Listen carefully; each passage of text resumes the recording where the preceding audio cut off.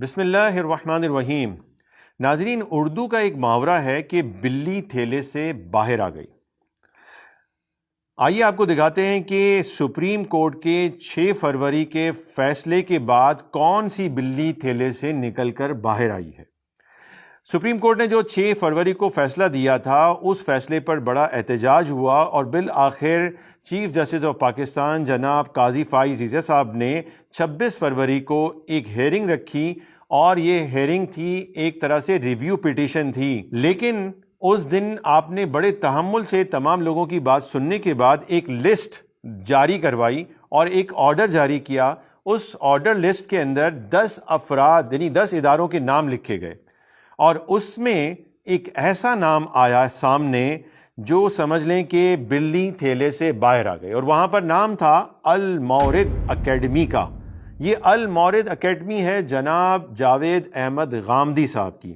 تو گویا بلی تو نہیں آئی، امریکہ کا ایک بلہ تھیلے سے باہر نکل کے آ گیا۔ المورد کا نام اس لسٹ میں کیوں ڈالا گیا ہے؟ کیا چیف جسٹس صاحب کو یہ معلوم نہیں ہے کہ جاوید احمد غامدی کے کیا نظریات ہیں؟ جاوید احمد غامدی پاکستان کے آئین ہی کو نہیں مانتے ہیں۔ آرٹیکل 2 یہ کہتا ہے کہ پاکستان کا اسٹیٹ کا مذہب ہے اسلام، اور جاوید احمد غامدی کہتے ہیں کہ اسٹیٹ کا کوئی مذہب ہی نہیں ہونا چاہیے۔ ذرا خود سنیں۔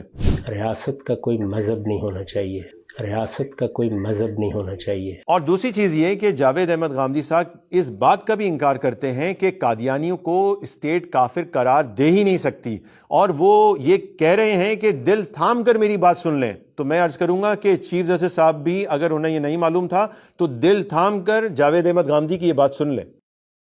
احمدی حضرات کے بارے میں آپ کی کیا رائے ہے؟ کیا وہ مسلمان ہیں؟ دیکھیے، میرا نقطہ نظر، اور ذرا دل تھام کے سن لیجئے، وہ ہمیشہ سے یہ ہے کہ ہر وہ شخص جو اپنے آپ کو مسلمان کہتا ہے، مجھ کو کوئی حق نہیں ہے کہ میں اس کا انکار کروں۔ جی چیف جسٹس صاحب، آپ نے دل تھام کر یہ بات بھی سن لی، اب اگلی بات بھی سن لیں۔ وہ یہ کہتے ہیں کہ قادیانیوں کو کافر قرار دینا، یہ تو اسٹیٹ نے بڑا ظلم کیا ہے، اور آپ نے بھی آئین پر حلف اٹھایا ہے، تو آپ بھی اس ظلم میں برابر کے شریک ہوئے۔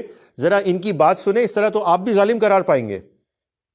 جی، سوال ہے کہ 1984 میں ضیاء الحق صاحب نے ایک آرڈیننس پاس کیا تھا جس کی وجہ سے احمدیوں کے لیے اپنا مذہب پریکٹس کرنا ناممکن ہو گیا۔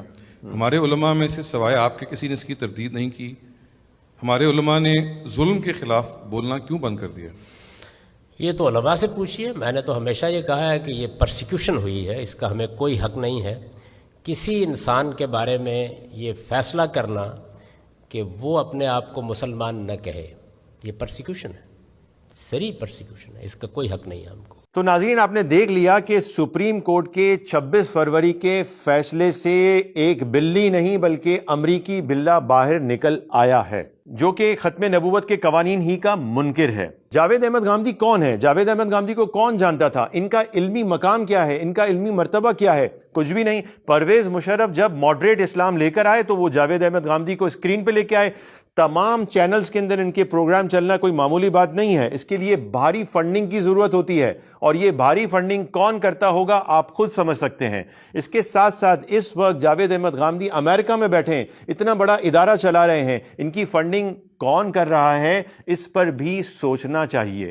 اور میں اب یہ گزارش کروں گا چیف جسٹس صاحب سے کہ جناب ان کا نام آپ اس لسٹ سے خارج کریں۔